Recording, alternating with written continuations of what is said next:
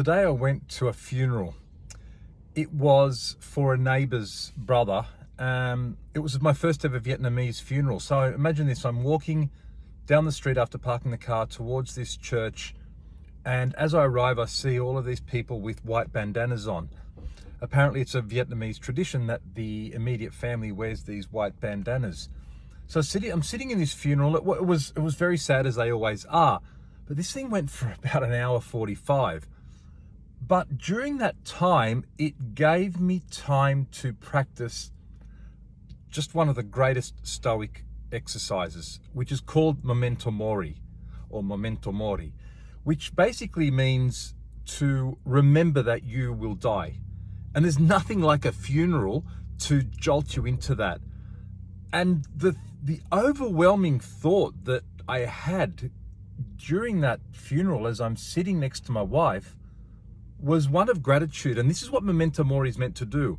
Now, hopefully I don't need to go to funerals to get to this level of thought and reflection, but I was next to my wife, and this year we're getting on to 30 years of marriage. And I thought to myself, wow, what would I say if my dad died, or my brother died, like my neighbor's brother died? What would I do if my wife died? And it got me thinking a little more about her.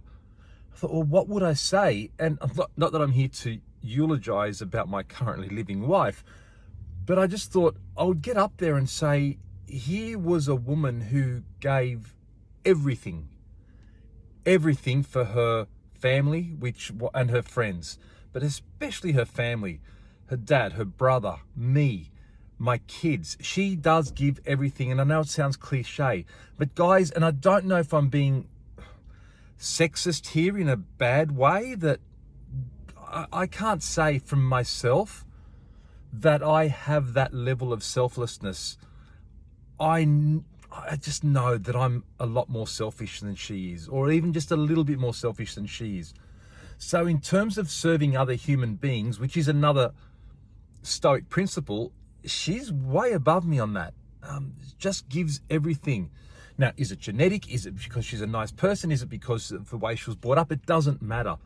The fact is that she gives everything, and I mean everything, to other people, and leaves absolutely nothing left for herself. Is that good? Is it bad? I'm not judging it. I'm just observing. So back to memento mori, remember that you will die. I mean, we're all here in very, very temporarily. We're here to do something, and a big part of that is to help and serve other people, because after all, we're pack animals. That is what we are.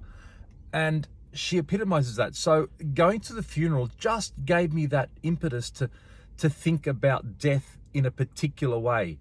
It's a great idea for all of us to think about our own death and our own mortality, because it does force you down a thought process that you otherwise wouldn't be going down.